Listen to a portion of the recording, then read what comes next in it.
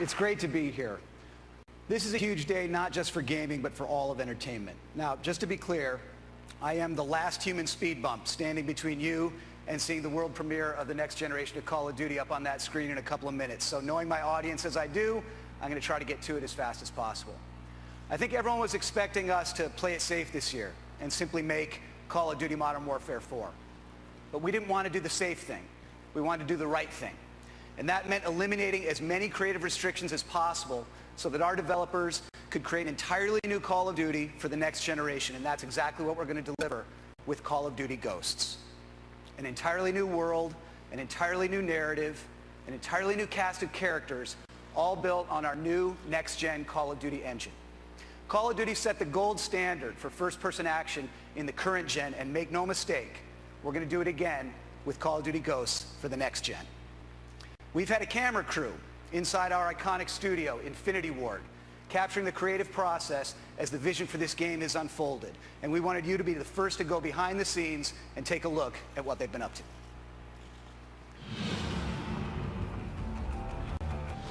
Here at Infinity Ward, we've had a great time crafting the benchmark of the modern-day shooter on current gen. And we're really excited that we get to be the studio that brings Call of Duty into the next generation. We have a whole new story with brand new characters, completely new world, and this is powered by a new next-gen engine that gives us amazing graphic fidelity and really innovative new ways to play the game. So what we wanted to do is create a cast of characters that you really felt more emotionally attached to. We had the opportunity to work with Stephen Gaghan. This is the guy that won an Oscar for writing Traffic. He wrote and directed Syriana. What they really wanted in this game, in Call of Duty Ghosts, is they wanted emotional reality. You know, they wanted these characters to feel real, to feel like real people. So the story opens up with a mass event. America is crippled. Our military forces are devastated. Our government's in disarray. And as the player, you are actually the underdog, fighting back against these superior forces. So the team you're a part of is formed from the remnants of all the U.S. Special Forces. Ghosts are a super elite fighting force, to like the Spartans all the way through SEAL Team 6. They've adopted every technique that's useful for modern, urban, guerrilla-style fighting. One of the fascinating new additions to your squad is a dog. We've had dogs in Call of Duty before, but never like this. This is someone you care about. This is a squad member. He does everything from sniffing out explosives to protecting the team. So with this next Call of Duty, being in a new world, on a whole new storyline, one of the things that we wanted to do to support that was create a new engine. Our goal of this game is to make brand new next-gen characters and weapons that's never been seen before in a Call of Duty game. We have a new tech in the game, Sub-D. The idea is the closer you get to it, the more it tries to maintain any curvature that you see.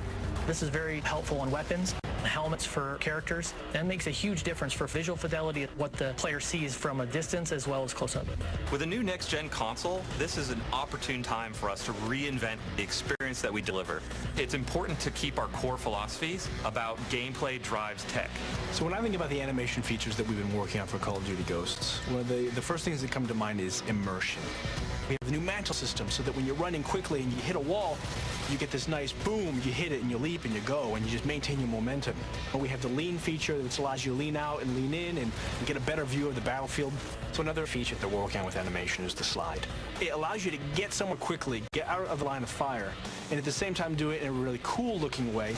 We've added fluid dynamics, interactive smoke, and also added an AI system to it. So we have fish move out of the way when you get close to them.